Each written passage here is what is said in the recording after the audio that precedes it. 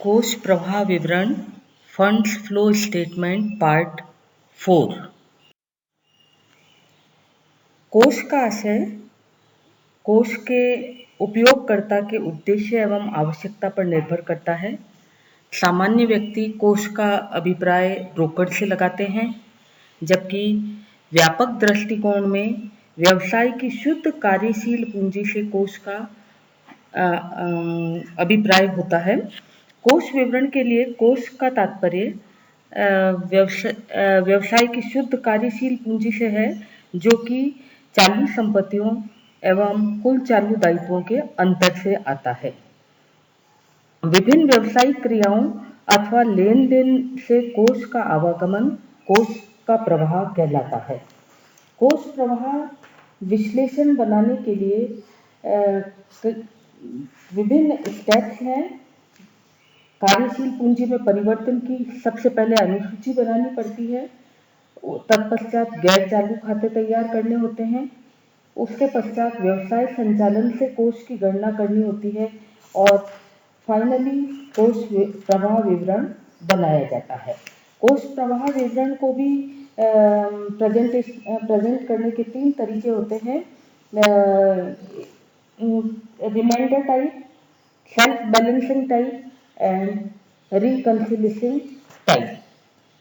परंतु ये कोष प्रवाह विवरण जो बनाते हैं, इसको बनाने में या तैयार करने में कई बातें ध्यान रखनी होती है। अतः आज हम चर्चा कर रहे हैं कोष प्रवाह विवरण तैयार करते समय ध्यान रखने योग्य बातें या points to be noted while preparing funds flow statement. सबसे पहले चालू खातों में परिवर्तन। इन खातों में परिवर्तन को कार्यशील पूंजी में परिवर्तन की शेड्यूल में दर्शाया जाता है। अतः चालू खाते की मदों को कोष प्रवाह विवरण में नहीं दिखाना है या नहीं दिखाया जाता है। दूसरा है स्थायी खातों में परिवर्तन। स्थायी संपत्तियों, दीर्घकालीन दायित्वों, पूंजी इत्यादि खातों में कोई परिवर्तन हुआ है तो इसकी प्रारंभिक जांच करनी चाहिए, क्योंकि ये खाते कोष के स्रोत अथवा उपयोग होते हैं। छिपी हुई सूचना को ज्ञात करने के लिए भी इन खातों को तैयार किया जाता है। तीसरा, विनियोग। विनियोग 2 प्रकार के होते हैं: दीर्घकालीन एवं अल्पकालीन। अल्पकालीन विनियोग कार्यशील पूंजी की अनुसूची में शामिल होते हैं, अतः इन्हें कोष प्रवाह विवरण में नहीं दर्शाया जाता है तथा ऐसे विनियोग को विक्रय पर लाभ हानि को व्यापारिक माना जाता है तथा संचालन से लाभ की गणना में ऐसे लाभ हानि का कोई समायोजन नहीं किया जाता है। इसके विपरीत दीर्घकालीन विनियोग में परिवर्तन कोष का स्रोत अथवा उपयोग होते हैं तथा कोष प्रवाह विवरण में दर्शाए जाते हैं।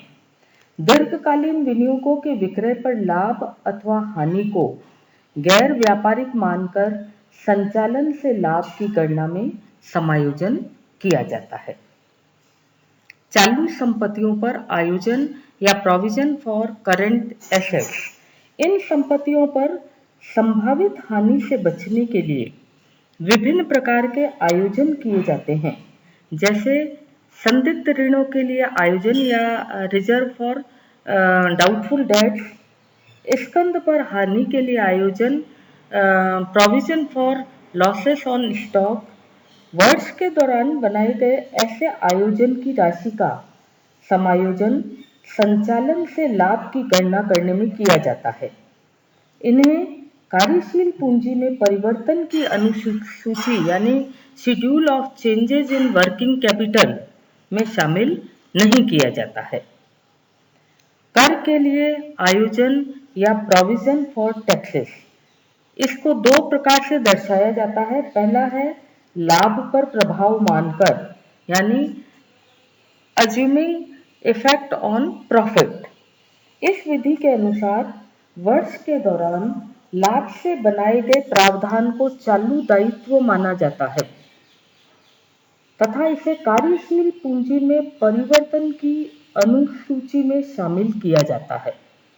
ऐसी मान्यता होने पर वर्ष के दौरान बनाए गए कर प्रावधान की राशि का संचालन से लाभ की गणना करते समय कोई समायोजन नहीं करना होगा तथा वर्ष के दौरान चुकाई गई कर की राशि कोष का उपयोग नहीं होगी, अर्थात चुकाए गए कर की राशि को कोष प्रवाह विवरण में नहीं दर्शाना है। लाभ का नियोजन या आंतरिक संचय मानकर, यदि कर प्रावधान को लाभ का नियोजन या आंतरिक संचय माना जाता है तो यह गैर चालू स्वभाव का दायित्व होगा। ऐसी मान्यता होने पर वर्ष के दौरान बनाए गए कर प्रावधान की राशि का समायोजन संचालन से लाभ की गणना करने में करना होगा तथा चुकाए गए कर की राशि कोष का उपयोग मानकर कोष प्रवाह विवरण में दर्शाई जाएगी। कोष प्रवाह विवरण में कर प्रावधान को गैर चालू दायित्व मानकर ही लेखा किया जाता है। प्रस्तावित लाभांश या प्रपोज्ड डिविडेंड, कर प्रावधान की तरह कोष प्रवाह विवरण में इसको भी दो प्रकार से ट्रीट किया जा सकता है। पहला है चालू दायित्व मानकर। प्रस्तावित लाभांश को चालू दायित्व मानने की स्थिति में इसे कार्यशील पूंजी में परिवर्तन की अनुसूची में दर्शाना होगा तथा गत वर्षों के लाभांश भुगतान यदि वर्तमान वर्ष में किए गए हैं तो इसे कोष के उपयोग के रूप में नहीं दिखाया जाएगा, क्योंकि ऐसे भुगतान से प्रस्तावित लाभांश एवं रोकड़ दोनों ही चालू श्रेणी के खाते हो जाएंगे और वो ही प्रभावित होंगे। ऐसे भुगतान से कार्यशील पूंजी पर कोई प्रभाव नहीं पड़ता है।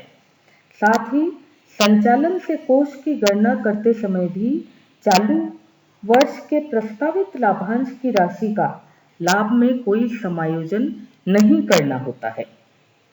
दूसरा, प्रस्तावित लाभांश को लाभ का नियोजन या आंतरिक संचय मानकर भी ट्रीट किया जा सकता है, यानी एप्रोप्रिएशन ऑफ प्रॉफिट या इंटरिम रिजर्व मान के।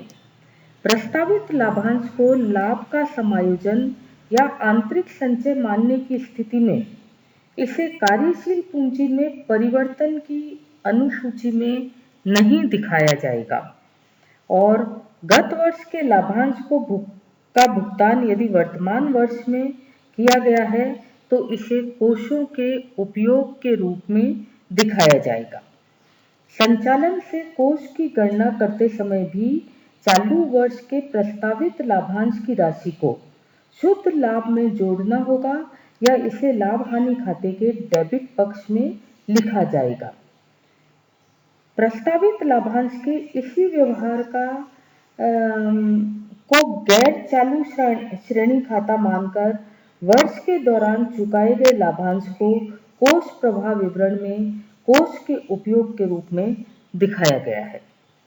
कभी कभी गत वर्ष एवं वर्तमान वर्ष का प्रस्तावित लाभांश ही दिया हुआ होता है तथा वर्ष के दौरान चुकाई गई लाभांश की राशि की जानकारी नहीं दी हुई होती है। ऐसी स्थिति में यह मानना होता है कि गत वर्ष के प्रस्तावित लाभांश का वर्तमान वर्ष में भुगतान किया जा चुका है तथा प्रस्तावित लाभांश का अंतिम शेष केवल वर्तमान वर्ष से ही संबंधित है। अंतरिम लाभांश या इंटरिम डिविडेंड, लाभांश से प्राप्त शुद्ध राशि कोष का स्रोत होती है लेकिन यह व्यापारिक आय नहीं है। अतः प्राप्त लाभांश की राशि को कोष प्रवाह विवरण में कोष के स्रोत के रूप में दर्शाया जाएगा तथा यदि इस राशि को पहले लाभ हानि खाते के क्रेडिट पक्ष में लिखा जा चुका है तो संचालन से कोष की गणना शुद्ध लाभ में से इसे घटाकर की जाएगी।